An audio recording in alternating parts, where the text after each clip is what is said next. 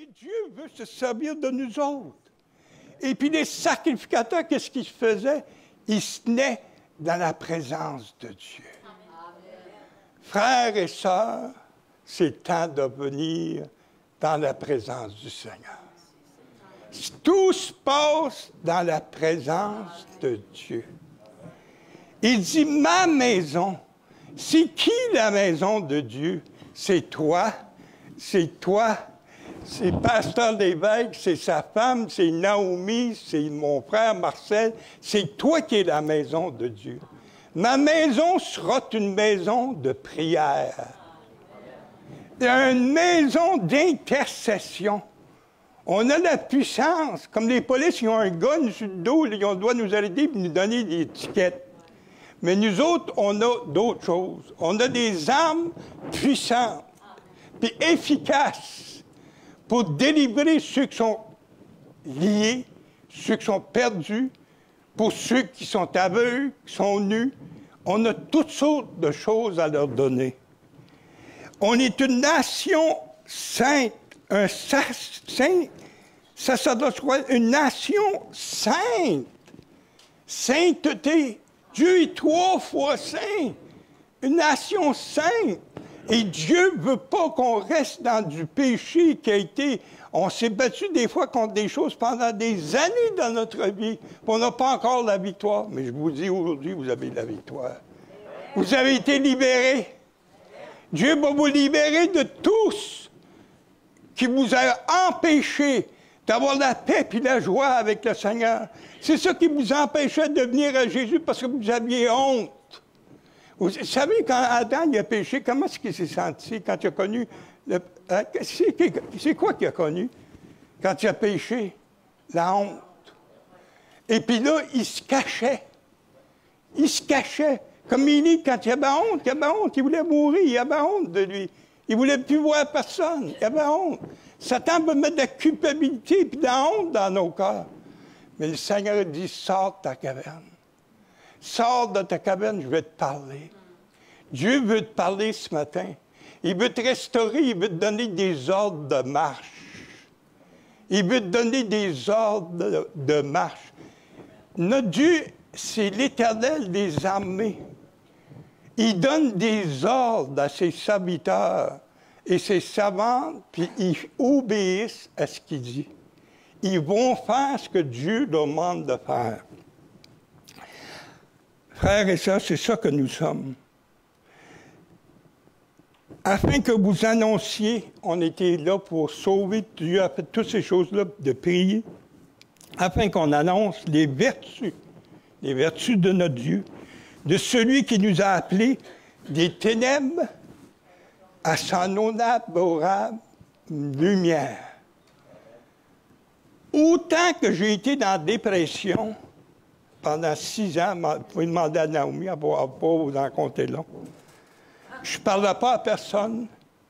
Je n'allais plus à l'église. Je ne lisais plus ma Bible. Je ne priais pas. Et j'étais toutes ces choses-là avant. Là, c'était fini. Je disais, Seigneur, viens me chercher. J'en ai assez. Je ne peux plus continuer. Je ne peux plus, je n'ai plus la capacité. Puis, je n'avais plus de vision pour l'œuvre de Dieu. Je n'avais plus. Autant que j'en avais eu dans le passé, je n'avais plus. Puis j'ai dit, c'est le temps, Seigneur, viens me chercher. Puis j'avais des choses qu'il fallait qu'ils soient réglées. J'avais des problèmes dans ma vie, il fallait qu'ils soient réglés. Il fallait que je sois délivré de certaines choses. Je vais vous dire ce matin, qu'est-ce que c'était? C'était du gambling. Je suis venu tellement découragé, là, tellement pesant dans moi, là, où je me disais, moi, j'ai été délivré de la drogue au début de ma conversion. Puis là, après ça, j'ai servi le Seigneur de 7 heures le matin à 11 heures le soir. J'étais même pas chez nous m'occuper de ma femme et de mes enfants. Tellement on était occupés avec les choses de Dieu. Mais je suis venu à un moment à terre, au bout, vidé de tout. Je n'avais plus rien à donner. Mais c'est pour ça qu'on a... Vous savez, c'est pas le ministère qui est important. C'est notre relation avec le Seigneur. Amen. C'est pas de faire des miracles, c'est important. C'est d'avoir une relation personnelle comme Adam avait avec Dieu. À tous les jours. À tous les jours, Dieu descendait et puis il venait parler à Adam puis à Ève. C'est-tu beau, ça? Dieu descendait. Il venait communier à tous les jours avec eux autres. Hey, quelle expérience! Quelle expérience! Dieu, en personne descendait vers eux autres, leur parlait, il communiait avec lui. Et Dieu veut faire la même chose aujourd'hui. Il veut venir en personne. Dans notre chambre secrète, on se met à part, et puis Dieu vient nous parler. Mais Marcel, ils ont prié, d'autres ont prié. Il dit, Robert, tu ne peux pas rester comme ça. C'est impossible. Il écrit un livre sur tout ce que tu as vécu, et puis il a dit, tu ne peux pas rester comme ça. Marcel me le disait. Si un gars qui a été éprouvé, c'est bien Marcel, hein? Dans ton cœur, dans la maladie, dans la souffrance. Moi aussi, j'ai connu des temps de maladie, de souffrance incroyables. Mais il me dit, tu peux pas. Il dit, je prie pour toi. Puis il y avait d'autres chrétiens d'ici, de Montjoly, qui priaient pour moi. Ils m'ont appelé dans le temps des fêtes, en 2019, au début du COVID. Hein? Oui. En 2020? Oui, mais décembre 2019. Ouais. OK. Et puis... Hein? Le COVID a commencé en novembre. Oui. Oui, c'est ça. C'est ça qui l'a hanté, le COVID. Oui. Ouais. Et puis, là, j'ai commencé à prier, à aller dans ma chambre, à demander au Seigneur de me rétablir, puis de me restaurer. Je lisais toutes les prêches que je pouvais lire, que je pouvais entendre voir sur YouTube. J'allais m'enfermer avec la parole de Dieu. Je parlais au Seigneur.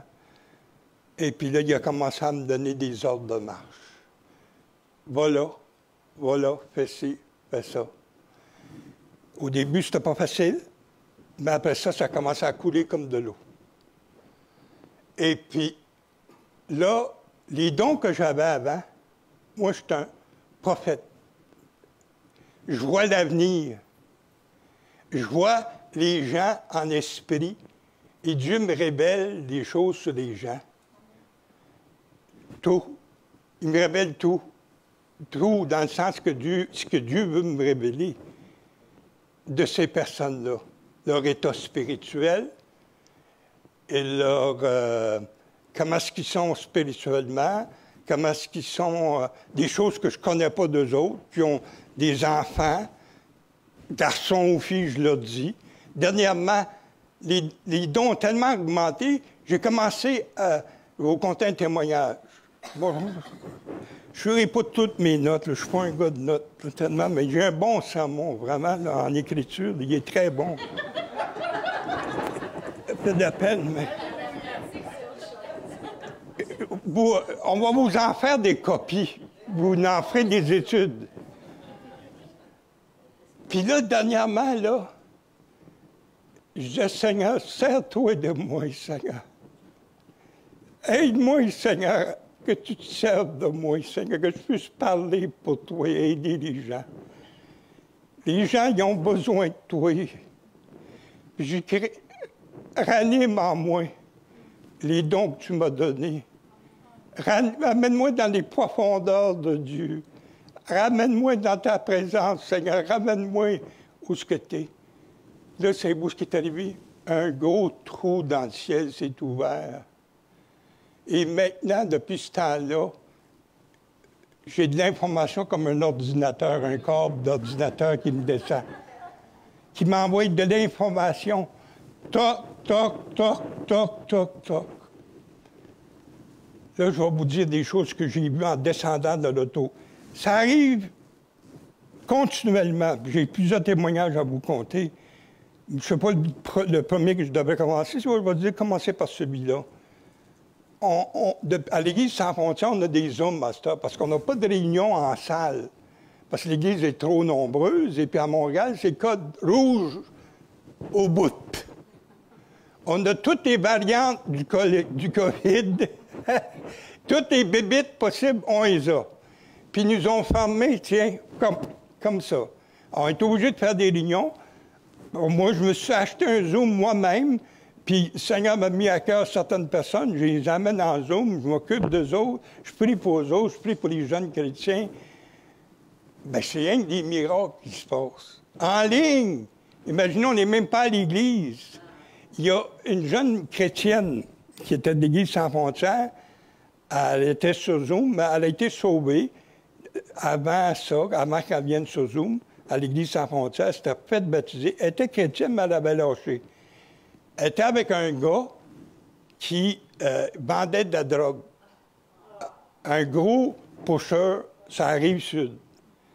Et puis là, ce gars-là, moi, je ne savais rien d'elle, je savais pas, je n'étais pas au courant de rien. Elle vient à la réunion Zoom, et puis là, elle était touchée par le Seigneur. Il y avait d'autres chrétiens qui priaient pour elle. Mais là, ça m'a venu dans l'esprit. Ouais. J'ai dit, t'as un chum, toi? Ou t'as un mari? Elle me dit oui. Mais il dit, Seigneur, il a des yeux sur lui. Il a des yeux sur lui. Elle dit, puis en plus, là, ça me sort, son nom commence par S, son prénom commence par S. Puis il s'appelait, son prénom commençait par S. Dieu a commencé à me révéler les noms des personnes que je ne connais pas, que je vois en esprit. Puis ça l'a touché, elle s'est mise à pleurer. Oui, c'est mon chum. Il s'en va en prison pour 3 ans. Là. Ça fait 4 ans qu'on est en cours pour la sentence qu'il va recevoir. Puis elle avait peur parce qu'elle avait un enfant avec...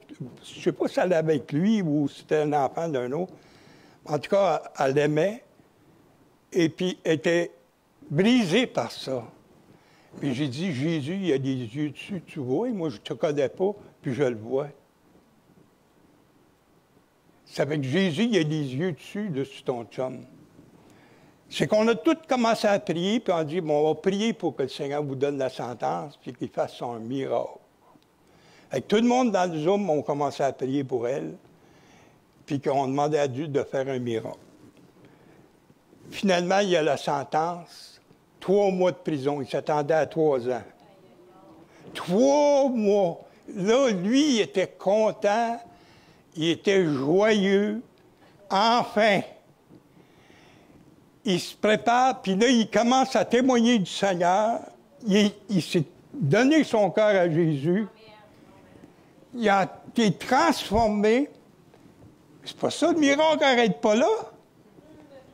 Il s'en va faire sa sentence. Après 1 semaine et demie dans la prison qu'il était, ils ont dit, tu sors d'ici. Comment ça, je sors d'ici? Faut que je fasse ma sentence. Tu sors d'ici. Il y a trop de cas de COVID, puis on n'a pas de place pour toi. Va-t'en chez vous.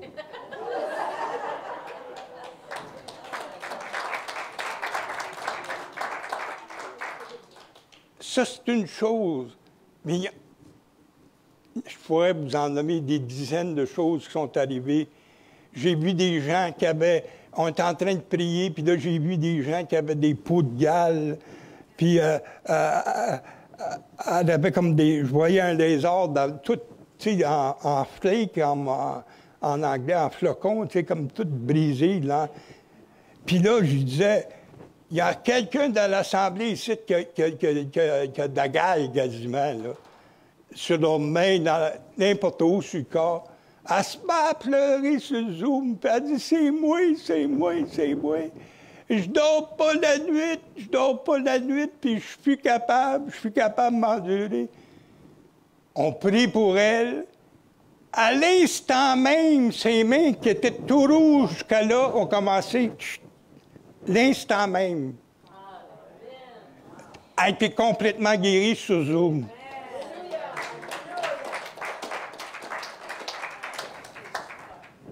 l'Église, là, même si ça n'existerait pas, la bâtisse, là, l'Église existe, même s'il n'y a plus de bâtiment. L'Église du Seigneur n'a jamais été aussi vivante qu'aujourd'hui. Il y a des chrétiens qui... C'est sûr qu'il y en a qui n'ont pas la communication, qui n'ont pas... Notre frère ici, je le voyais sur Zoom, sur nos Zooms. D'autres, on se voit sur Zoom régulièrement. On a-tu du bon temps? Hein?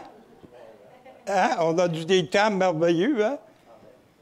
Alors, en d'autres mots, tout ça, là, ça a été bu, ça, dans l'esprit par des hommes de Dieu. Il y a des hommes de Dieu qui ont vu le réveil venir, qu'il allait venir un réveil où des centaines de millions de personnes vont se convertir. Et on est rendu dans ce temps-là. Je vous dis, là, on est rendu dans la dernière école, dans la moisson des puits de la dernière saison. C'est la dernière... Dieu va donner une dernière chance au monde de se convertir. Amen.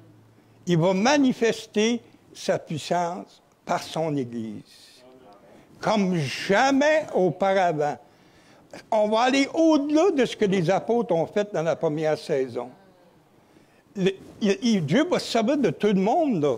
Tout le monde qui veut se donner au Seigneur entièrement, de tout son cœur, de tout son être, veut se donner jusqu'à la mort pour le Seigneur, c'est le Seigneur qui est la priorité à cette heure. C'est pas que vous ayez des possessions, pensez même plus à ça, là, que de tout avoir. Il y en a qui sont inquiets, qu'est-ce qu'on va manger demain? Notre Dieu, est-tu capable de s'occuper de nous autres? Il a envoyé un corbeau pour nourrir Élie. C'était la sécheresse, imaginez. C'est la sécheresse, il n'y avait plus rien à manger. Et puis, le corbeau venait nourrir, il venait y apporter de la viande. C'était pas du steak de la plus gros du steakhouse de Montréal, là. Lui, les corbeaux, ce qui ramassent ça sur le bord du chemin, les morceaux qui ont été frappés par... Les tailleurs Michelin, ils ont passé sur le dos. Puis là, Dieu, il amène un petit morceau, tiens, mange de ça parce que ça te prend ça pour continuer la route. Bon, ben, on va le manger. C'est tout ce qu'il y a. Laissez-moi vous dire, quand vous avez assez faim, quand vous allez avoir assez faim, vous allez manger n'importe quoi. Pour vous garder en vie. Mais c'était pas fini.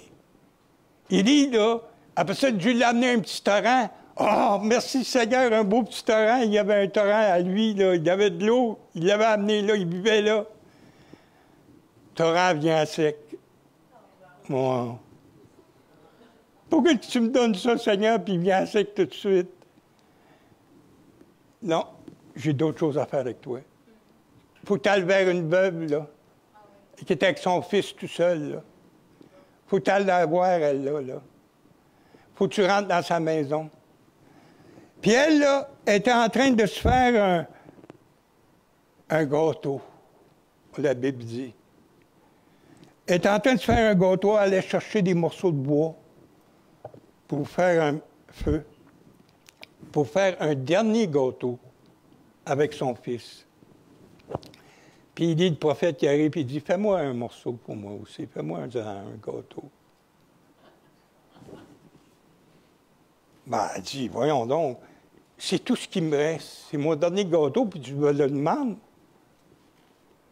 Fais ce que je te dis de faire. Fais-moi cuire un gâteau. Fais-toi-en un pour toi, puis fais-toi-en un pour ton petit. Fait qu'elle s'est mise à penser en elle-même, ben, de toute façon. Elle avait une perspective de mort, elle était certaine qu'elle allait mourir.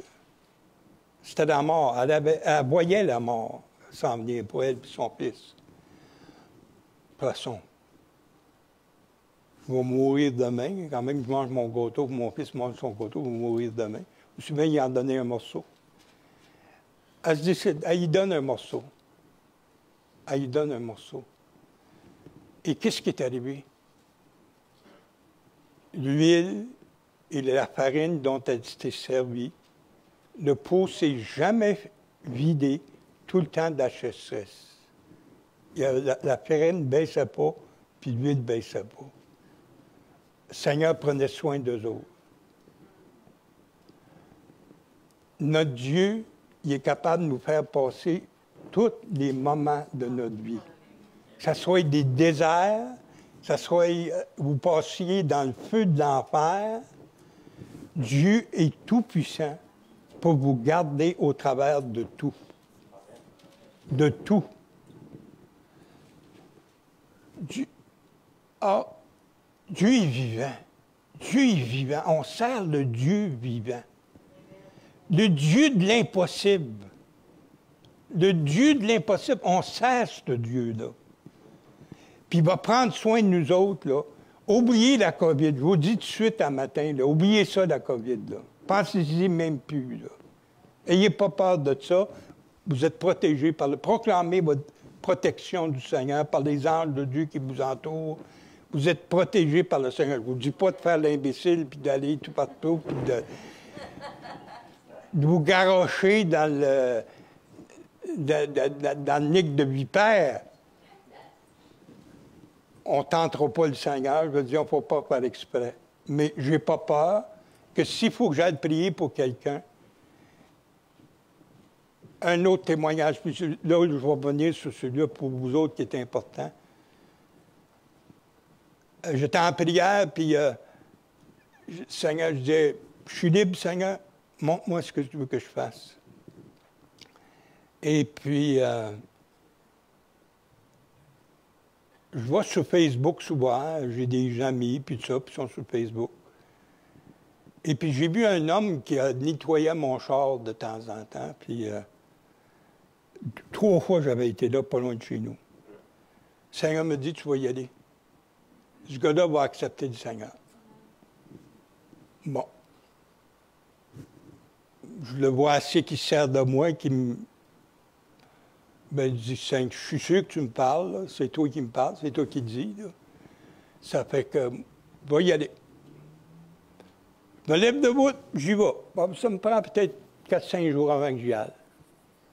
J'arrive, il y a un garage, tout, commence à me parler. Il dit, j'ai changé, il y avait une autre porte de garage, j'ai pris ce garage-là. Là, j'arrive de même, direct de même. Le Seigneur m'envoie pour te parler. J'étais surpris. Il ne savait même pas que j'étais un pasteur. Je lui ai dit, je suis un pasteur, puis Dieu m'a dit de venir te voir. Mais il dit, c'est assez rare des affaires de même. Il me dit, en tout cas, là, j'y compte mon histoire que j'étais dans la drogue à l'âge de 20 ans. J'avais été à Vancouver, j'avais fait 6 ans de drogue, puis que le Seigneur m'avait complètement libéré de tout ça, m'avait sauvé, il s'était révélé à moi, et qui voulait le sauver, lui. C'est ça que Dieu m'a montré. Mais entre-temps, le Saint-Esprit me montre une fille. En esprit. Moi, ça vient comme, tu sais, une lumière de caméra, là. Toc, toc, toc, toc, toc, toc, toc, toc, toc. Il dit, t'as une fille, toi. Je le connais pas, le gars, je connais rien à lui. Il dit, oui, j'en ai 2. Mais il y en a une, ma fille a été violée, elle a 20 ans aujourd'hui. À 14 ans, elle était violée à 14 ans. Elle dit, c'est pour elle que le Seigneur m'envoie. On va prier pour elle, mais premièrement, on va prier avec toi pour que tu acceptes le Seigneur. Puis après ça, on va prier pour elle. Puis là, il m'a révélé ça qu'elle s'auto-mutilait, elle prenait de la drogue pour oublier tout l'enfer, qu'est-ce qu'elle vit dedans. Je ne sais pas ce que c'est, j'ai jamais vécu ça, mais ça doit être l'enfer. À 14 ans, se fait brutaliser par un homme. Elle a vécu d'enfer après, puis là, le diable l'a détruit, cette fille-là. Puis là, on a commencé, il a accepté le Seigneur, il a fait la prière du pardon, il a accepté Jésus dans sa vie. Il a donné toute sa famille au Seigneur. Puis là, on a pris autorité sur tous les démons qui ont voulu détruire la fille, cette fille-là. On a pris autorité sur elle, puis on a demandé la bénédiction de venir. Comme la prophétie qui a été dit, nos langues, là, ils ont une grande puissance. La langue, tout ce qui sort de notre bouche, là. La Bible dit, quand les prophètes parlaient, comme Samuel, là, la Bible, quand Samuel parlait, là, aucune parole tombait à terre. Puis quand on déclare des choses, les promesses de Dieu, puis qu'on lit l'ennemi, là, croyez-le qu'il est lié. Puis que vous chassez le diable, vous le chassez le diable. Prenez autorité. On a autorité. Dieu nous l'a donné, cette autorité-là. Mais il faut s'en servir. Notre langue, il faut s'en servir pour bénir. Même nos ennemis, même ceux qui nous ont offensés. Il y a des gens qui m'ont fait mal. Puis les pires souffrances, c'est nos frères, comme Joseph, qu'on mange de la claque, là. C'est vrai, on est méchants, les chrétiens, là. Quand un frère nous fait mal, là, ça nous fait mal, puis on a envie, là-dedans, là, on est tout humain, là, on a envie de répliquer. On n'a pas le droit de régler nos problèmes, nous autres mêmes. Jésus a dit, pardonnez les offenses qu'on vous a faites, aimez vos ennemis. Wow! Aimez! Oh! Hey, Seigneur, lui, là, je ne peux pas l'aimer bien, ce qu'il m'a fait, là, puis à ma famille, là. S'il savait,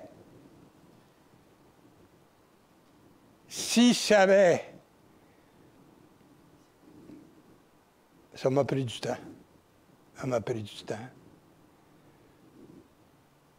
L'humilité précède la gloire. Amen. Seigneur, tu me le dis, c'est pas parce que je le sens. Ça me tente pas, puis je veux pas. Mais tu dis dans ta parole, il ne peut pas sortir de la même source de l'eau salée puis de l'eau douce. Il ne peut pas sortir de la bénédiction puis de la malédiction de la même source. C'est vrai? On ne peut pas boire de l'eau salée, vous allez crever si vous buvez de l'eau salée. Si vous seriez en plein milieu de l'océan, il y a de l'eau en masse, buvez-en, vous allez mourir. Mais vous buvez d'une source d'eau pure, vous allez vivre. Puis l'eau pure, c'est de bénir même nos ennemis. Parce que le Seigneur, votre ennemi, il veut le convertir. Il veut qu'il se repente. Mais la seule façon qu'il se repente, c'est que si vous envoyez la bénédiction de Dieu. Mais je peux vous dire que ça marche. Ce pasteur-là, aujourd'hui, lui-même, il est abattu. Puis je l'ai béni. Puis je l'appelle, puis je lui parle, puis je lui dis tout ce que Dieu fait. Puis il est encouragé, il est content pour moi. Frères et sœurs, tout le monde peut faire des erreurs. Puis quelle que soit l'erreur que tu as faite, Dieu te pardonne. Puis garde-les pas. Garde-les pas. C'est pas toi à porter tes péchés. C'est pas à toi à porter des offenses que tu auras faites dans la vie ou quelque chose. C'est sûr que je dois y avoir fait de quoi. C'est sûr, peut-être qu'il y a quelque chose qu'il n'a pas aimé. Qui n'en fait pas des offenses? Qui n'en fait pas? Y a-t-il quelqu'un? Jésus il a déjà posé la question à quelqu'un. Le premier qui est d'entre vous qui a jamais péché, y en a-t-il quelqu'un ici? Il n'y en a pas. Il y en a juste un qui s'appelle Jésus qui n'a jamais péché. Mais il est devenu péché pour nous autres, pour nous sauver. Ah, aimez vos ennemis, vos parents qui vous ont fait du mal, vos pères, vos mères, vos frères chrétiens, vos sœurs. C'est la solution pour être libéré, totalement. Puis se sentir pur, me semble à ça, je me sens là, comme pur, j'ai plus rien. J'avais d'autres péchés. Dieu m'a libéré de ces péchés-là. À ce temps, je lui parle à Satan. Je lui dis, renvoie, quand il vient et il essaie de venir, t'es pas bienvenu ici. C'est le temple du Saint-Esprit qui est ici. C'est le temple de Dieu que tu viens écœurer, là. Théo! C'est pas ta place! T'as pas de place ici. Il y a rien que le Saint-Esprit qui peut rentrer ici.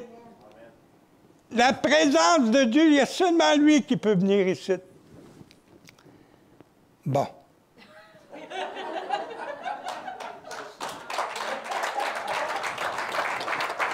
Ah, j'ai un bon sermon. Je vous dis, j'ai un bon sermon. Super. Il faudrait que tous les chrétiens d'Église sans frontières, tout le Québec voient ça. Puis vous allez en avoir des copies. Je vous promets que vous allez en avoir des copies.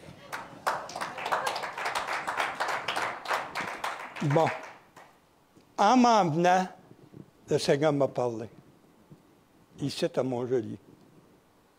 Je vous dis la vérité.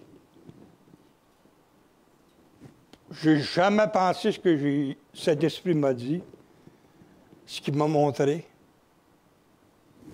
Je ne le savais pas avant de venir ici. Tout m'arrive quand je vais faire l'œuvre du ministère. C'est là que Dieu me parle. Je suis dans le char avec Naomi. Parlez-en, elle est juste là. J'ai commencé à énumérer des gens qui allaient venir ici à Mont-Joli. Dieu s'en vient à votre aide. Vous avez besoin d'aide. On a tous besoin d'aide, vous savez, dans notre vie, à un certain moment. On a besoin de tous les ministères dons, les 5 ministères dons dans l'Église, prophète, apôtre, prophète, évangéliste, docteur. Ça va vous prendre une armée, parce que la victoire, le Seigneur dans l'Esprit a déclaré que la Gaspésie va être transformée. Le feu, il est déjà allumé. Le feu, il est déjà allumé. Là, il vente, là, imaginez quand il va faire plus sec, là, s'il continue à vanter de même, là, le feu va prendre sur toute la Gaspésie. Toute la Gaspésie va être enflammée pour Jésus. Vous aurez ici, là, le local, là, oubliez ça. Ça va nous en prendre des milliers de locales pour ce qui s'en vient. Si tout le monde se consacre, se décide, et je suis venu pour que vous vous consacriez au Seigneur ce matin, pour que vous vous donniez entièrement à l'Éternel. Bon, j'ai vu des gens, je ne veux pas les nommer toutes, parce que j'en ai parlé au pasteur Lévesque, il est au courant. Je les nomme pas. Mais moi, il y en a une, il faut que je la nomme. Oui. Julie. Julie Confetti, je t'ai vu. Oui. Je savais même pas que tu étais rendu ici. Puis je t'ai vu, je te connais pas. Hein? On s'est vu vendredi, le petit clin d'œil. Oui. Mais je te connaissais pas avant. Mais je t'ai vu dans mon char avant d'arriver à Mont-Joli. Puis le Seigneur m'a dit, tu t'en venais ici. Puis tu es envoyé par le Seigneur. Parce que Dieu, il y a une œuvre à te faire faire ici. Puis tu vas enfanter spirituellement, tu vas faire des choses pour le Seigneur. Tu es une fille consacrée au Seigneur, tu aimes le Seigneur, puis tu veux servir Dieu, puis il va se servir de toi. Il va se servir de toi. Je t'ai vu dans l'esprit.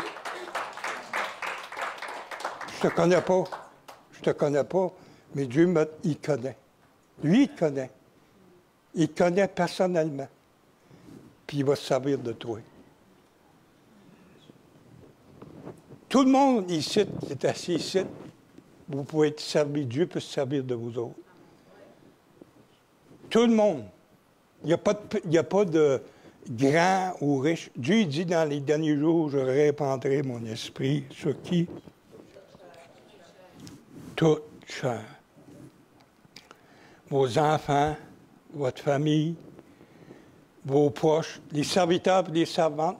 C'était des vrais serviteurs des servantes. C'était des gens qui étaient à l'emploi des maisons qui étaient. Sur eux autres aussi, comme chez Corneille. Ils ont tous été sauvés, les serviteurs des servantes. Tout le monde dans la maison de Corneille a été sauvé, les enfants. Bon. Il y a un témoignage qui est bien important, il faut que j'en parle. Parce que ça va vous aider à comprendre des choses. Moi, je viens de Carleton.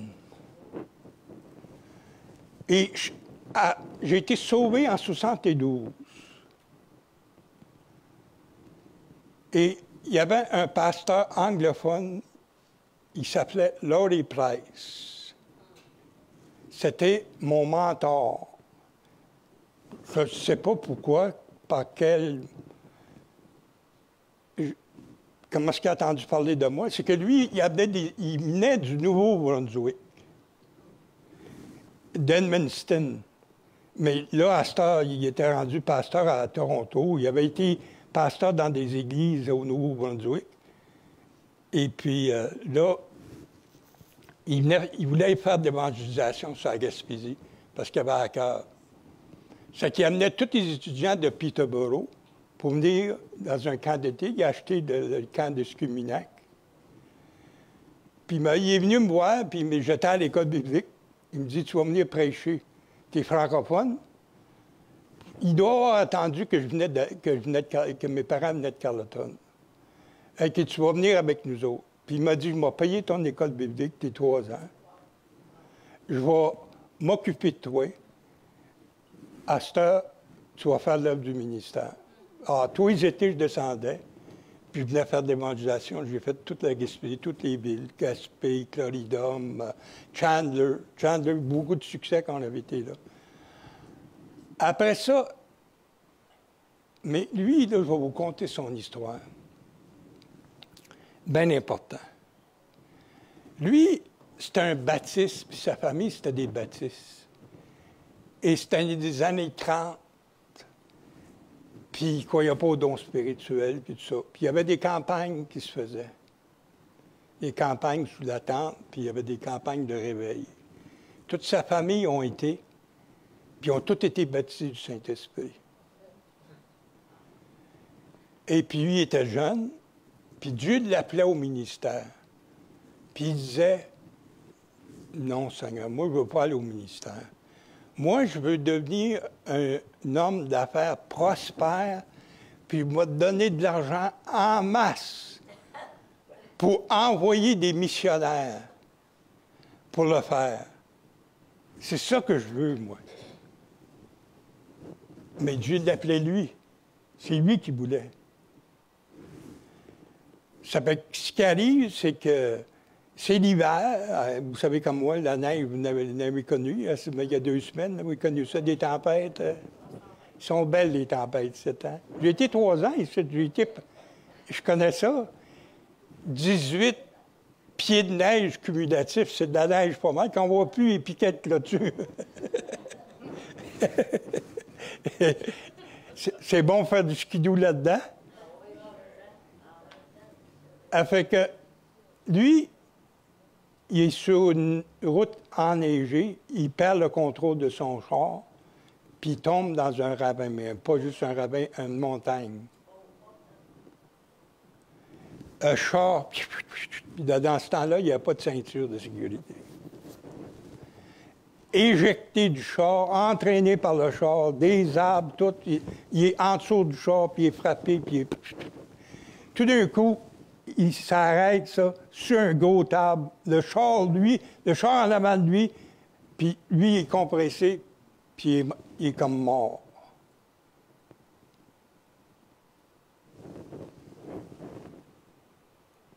Ouais. Il n'est même pas conscient. Ça fait que là, il y a un ange de Dieu qui lui apparaît. Et puis il pose une question. Vas-tu prêcher l'Évangile de Christ?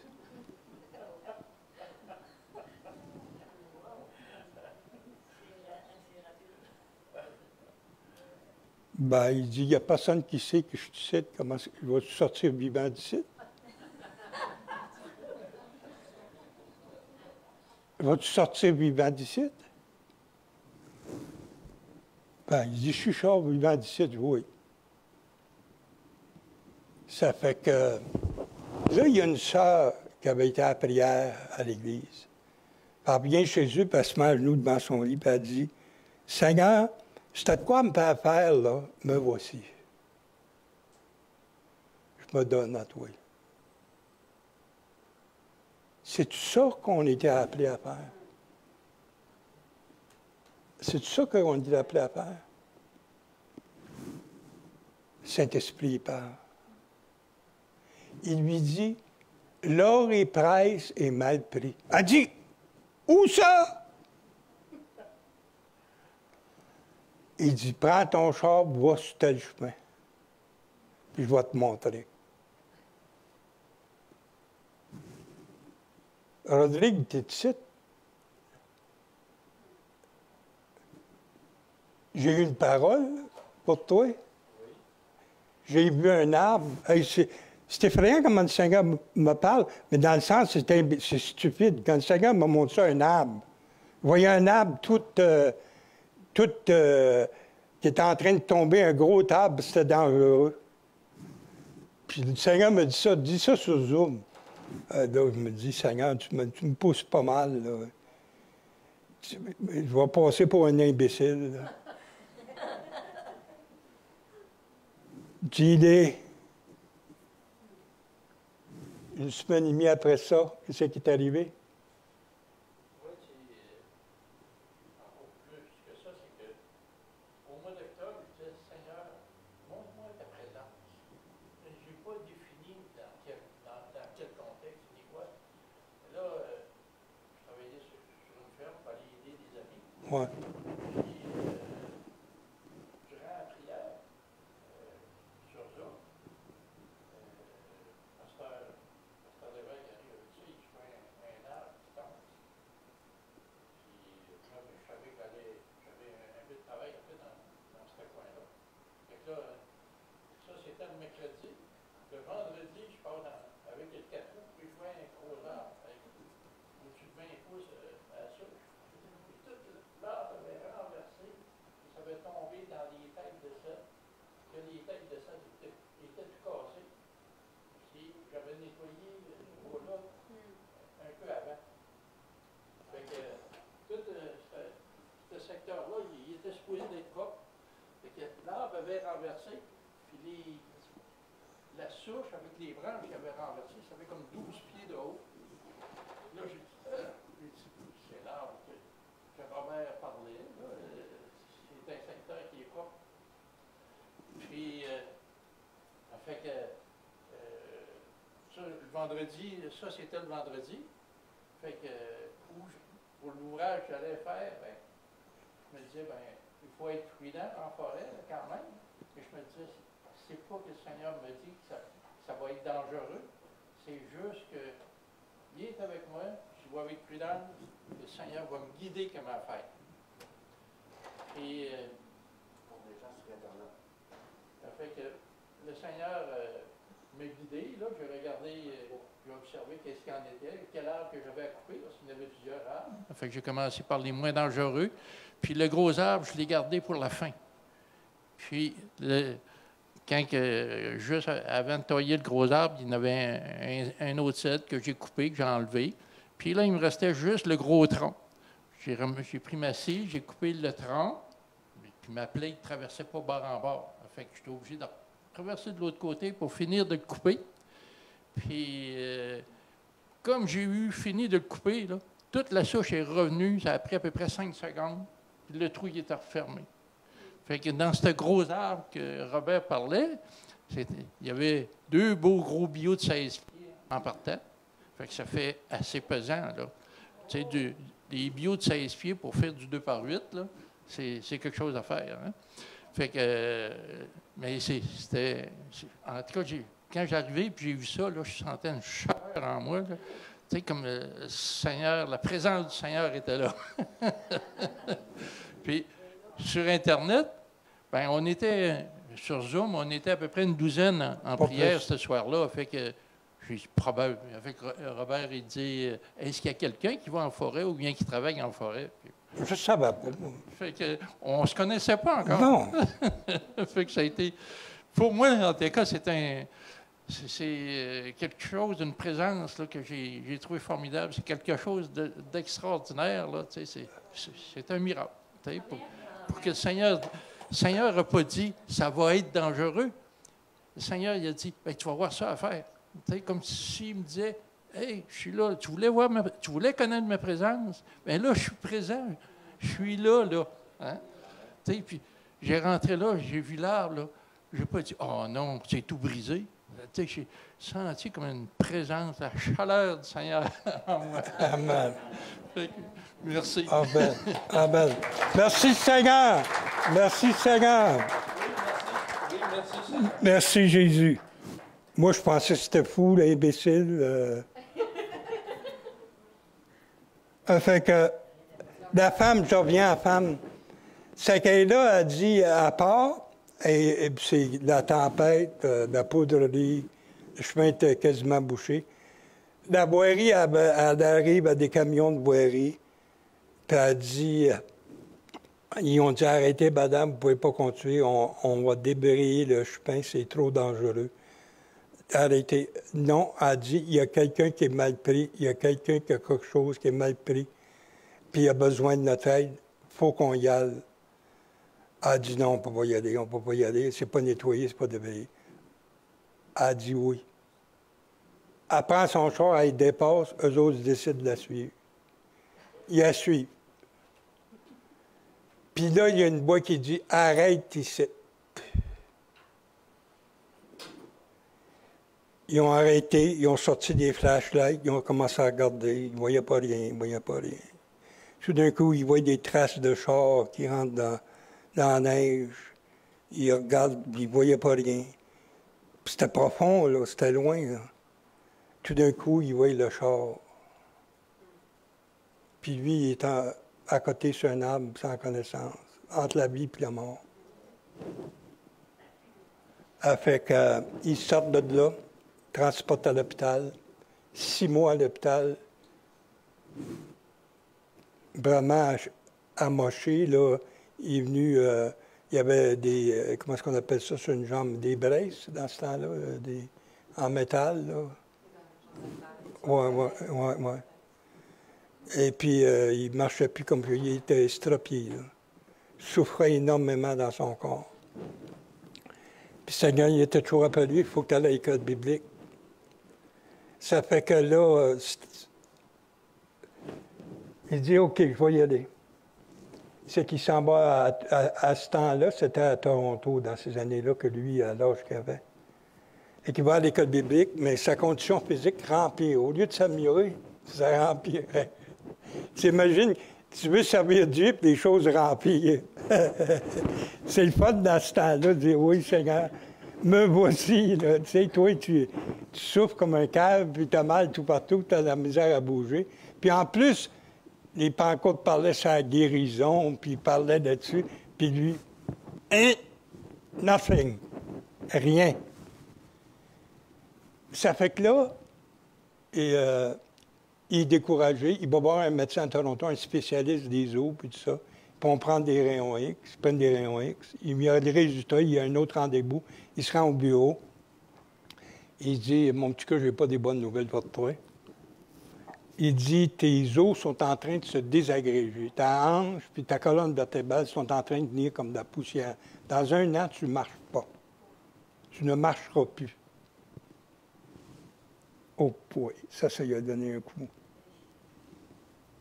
Ça fait que là, il retourne à l'école biblique, puis là, il écrit 2 lettres de démission. Là, il a envoyé une lettre de démission au président de l'Institut, puis un du doyen. Il dit, moi, je ne peux pas rester ici, je chauffe trop, puis je ne peux pas prêcher l'Évangile de Christ comme un estropié, c'est impossible. Il dit, je m'en vais chez nous, je m'en retourne par chez nous. Puis il écrit ses 2 lettres, il fait ses valises, puis un autre gars qui couchait dans la chambre avec lui, il avait vu que les valises avaient été faites, puis il avait vu les 2 lettres sur la table. En tout cas, il a attendu le lendemain matin, il se réveille. Pourquoi, Laurie, t'as fait tes valises? Ah, il dit, je m'en vais chez nous, moi, c'est fini, je ne peux pas rester ici. J'ai bien trop mal, je souffre de plus en plus, ma condition est en pied, je ne peux pas continuer. Ben, ça, là, il dit, non, fais pas ça, Laurie, fais pas ça, Laurie, attends un peu, donne une chance au Seigneur. Non, je m'en vais chez nous. Ben, je te demande une chose. Il y a une réunion de prière, là, à peu près dans une demi-heure, là, où ce que tous les étudiants prient, là. Puis là, je veux que tu viennes avec moi, puis on va aller prier, puis on va demander au Seigneur de faire un miracle. Ça fait que... Il ne croyait plus. Il ne croyait plus. Ça fait que là, il dit, moi y aller pour toi, moi te faire ça. Là. Il rentre dans la salle de prière. Tout se passe dans la prière. Hein? Tout se passe dans la prière. Il y avait une femme prophétesse là, qui enseignait. Elle doit rentrer.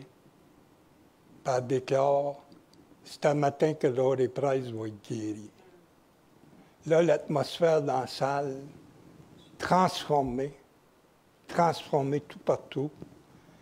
Il est frappé par le Saint-Esprit de la tête jusqu'aux orteils. Il est instantanément guéri complètement. Délivré tout au complet. Vraiment une guérison miraculeuse. Et puis là, il est tellement content, il dit, je vais aller dire au médecin que je suis guéri. Il prendra ce qu'il voudra. Je sais que je suis guéri, j'ai plus de douleur, je suis capable de marcher sans prothèse, sans rien. Je suis libre. Alléluia. C'est vous ce qui fait, il arrive, il y avait 17 patients qui attendaient là au bureau du médecin à Toronto. Il se décide, m'a prié pour toutes les 17 qui sont là. Il impose les mains aux 17, ils sont tous guéris avant qu'ils rentrent dans le bureau du médecin. Alléluia! Alléluia! Merci Seigneur! Il est complètement guéri. Les 17 sont guéris. Et Dieu sert de cet homme-là. Il va dans le ministère. Les aveugles ont vu, les sourds ont entendu. Il y a eu un mystère de miracles toute sa vie. Il était dans des petits villages de Nouveau-Brunswick. Il y avait peut-être 2000 personnes dans le village. Il y avait 2 églises, Baptiste et Pentecôte. La Pentecôte avait 500 personnes. Il nous a amenés là quand on a été faire l'évangélisation. Puis l'église Baptiste, il y avait 500. Et puis, la bénédiction était tellement ce petit village-là, il n'y a personne, tout le monde laissait leurs clés dans leur char. Si tu avais besoin de char, tu prenais le char de ton frère, puis tu allais au magasin, puis tu revenais. Il n'y a personne qui s'inquiétait s'il allait se faire voler. C'était la bénédiction dans ce village-là. Puis Dieu s'est servi de lui. On veut-tu voir ça? Est-ce qu'on veut voir ces choses-là? Est-ce qu'on veut voir ces choses-là? Ça a arrivé dans le passé. Mais imaginez ce fois-ci, ça va être plus grand que ça. Ce que Dieu a pour nous autres, on est prêts à payer le prix, à se donner entièrement au Seigneur, de lâcher les choses qu'ils ont tenu d'aller dans la présence du Seigneur. Tout et chacun de nous autres, Dieu veut qu'on se repente. Il dit à l'Église de... C'est pas dans le sens, c'est Dieu ne nous dit pas ça là, parce qu'il nous haït, c'est parce qu'il nous aime, il sait ce qui s'en vient. Son retour est à la porte, il est à veille de venir. Le plus grand réveil est commencé dans le monde. Les musulmans ont des visions du Seigneur, le Dieu apparaît du monde, l'Esprit est à l'œuvre. Puis il a besoin de nous autres, comme si cette femme n'avait pas une femme qui a obéi à la voix de Dieu. Elle a touché des milliers de personnes. Un acte d'obéissance dans la prière. Imaginez, un acte d'obéissance, parce que cette femme-là, elle a obéi au Saint-Esprit. Des milliers de personnes ont été sauvées. Et combien encore d'autres de ces personnes, d'autres générations? Les œuvres qu'on fait, c'est de génération en génération. Autant que le diable est venu apporter la malédiction de génération en génération, nous, on peut apporter la vie de génération en génération. Le Québec, Dieu va guérir. Puis il y a un prophète qui a vu, coréen, qui a fait un jeûne dernièrement de 40 jours. Il était à Boston. C'est un gars qui a un bolé de la tête, là, puis c'est un pasteur, mais comme tout ce que tu voudras, il a jeûné puis il a prié à l'eau pendant 40 jours. Et Dieu il a montré, il était en Corée, les gens voulaient le garder là-bas, il a montré que le réveil allait commencer sur toute l'Est. Sur toute l'Est. Il a vu une coupe Il a bu une coupe. Une coupe, excusez-moi, là. Rien brisé, là. De toute façon, mon père, il est riche, il est capable d'en avoir d'autres micros.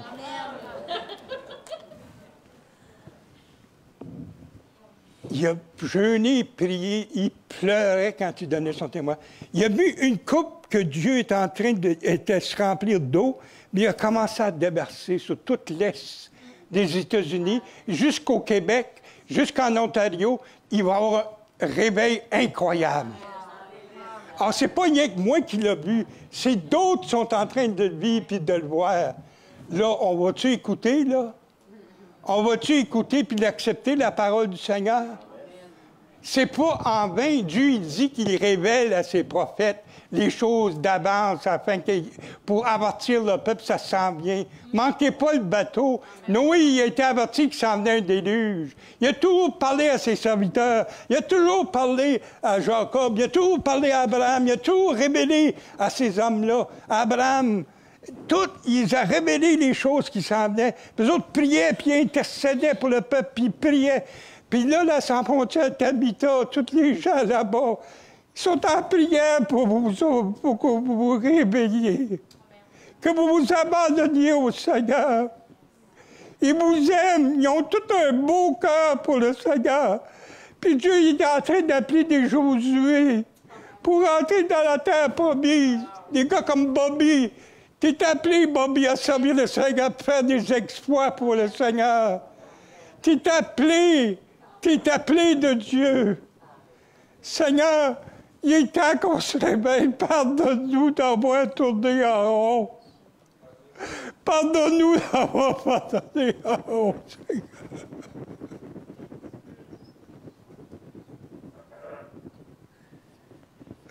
Aide-nous, Seigneur, à se repentir comme tu veux. Aide-nous, Seigneur. Puis je vous dis, vous n'êtes pas des pauvres. Vous n'êtes pas des ignorants de la Gaspésie. Vous êtes des fils de Dieu. Vous êtes des fils de Dieu. Oh, que je vois cette église-là glorieuse comme Jésus. Il a dit, aimez-vous les uns les autres. Pardonnez-vous.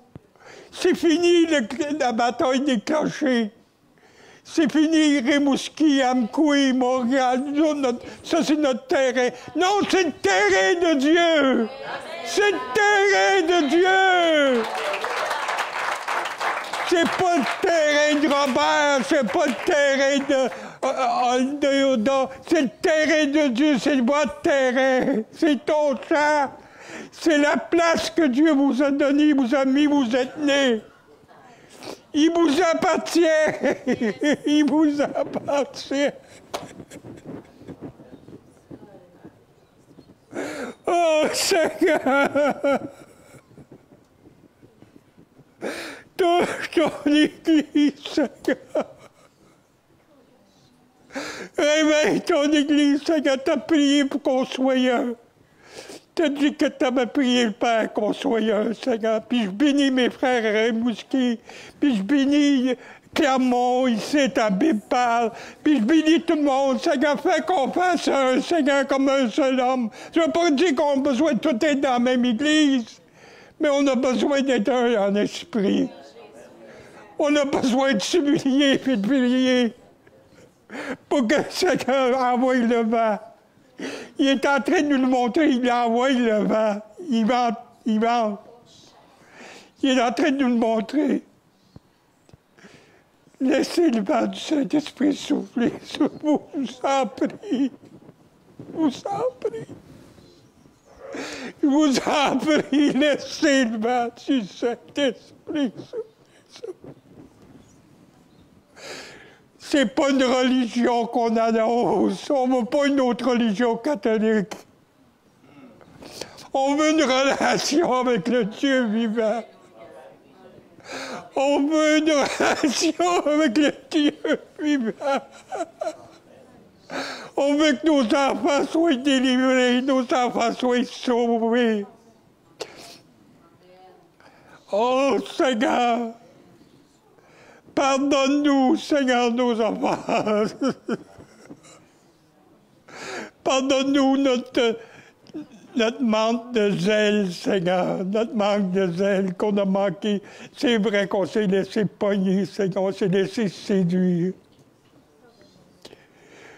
Seigneur, on aurait pu accomplir des exploits, bien plus, si on avait été fidèles. Je te demande pardon, Seigneur, mon infidélité.